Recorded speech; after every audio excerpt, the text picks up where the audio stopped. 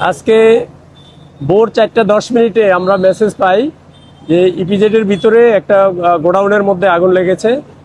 তো আমাদের মেসেজ পাওয়ার সাথে সাথে আদমজি ইপিজেডে যে ফায়ার স্টেশন আছে সেটা মুভ করে, এবং ওই ফায়ার স্টেশনের গাড়ি পাম্প সহ লোকজন আসার পর আগুনের ভয়াবহতা দেখে তারা সাহায্য চায়, এবং এই সাহায্যের প্রেক্ষিতে পর্যায়ক্রমে আমাদের Kashpur fire station, Hajiganj fire station, Shibu market fire station এবং নারায়ণগঞ্জ ফায়ার স্টেশন থেকে আমাদের মোট 11টি ইউনিট এই ঘটনাস্থলে এসে কাজ শুরু করে। এর মধ্যে আমাদের 9টা ইউনিট কাজ করেছে এবং 2টা ইউনিটকে আমরা স্ট্যান্ড বাই রেখেছি, তাদের কাজ করতে হয় নাই।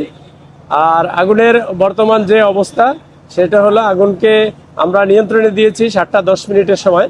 তো ভিতরে প্রচুর ফায়ার লোড আছে, প্রচুর পরিমাণ কাপড়, এটা কাপড়ের গোডাউন।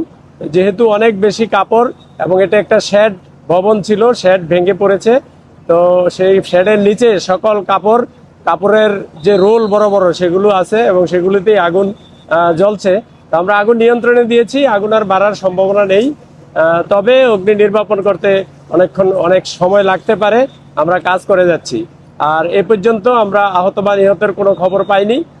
আর ভিতরে কি কারণে আগুন লেগেছে, কি পরিমাণ ক্ষয়ক্ষতি হয়েছে এটা এখনই বলা যাবে না। অগ্নি নির্বাপন শেষে আমাদের একটা তদন্ত কমিটি হবে, তারা বের করবে আসলে কি পরিমাণ ক্ষয়ক্ষতি হয়েছে।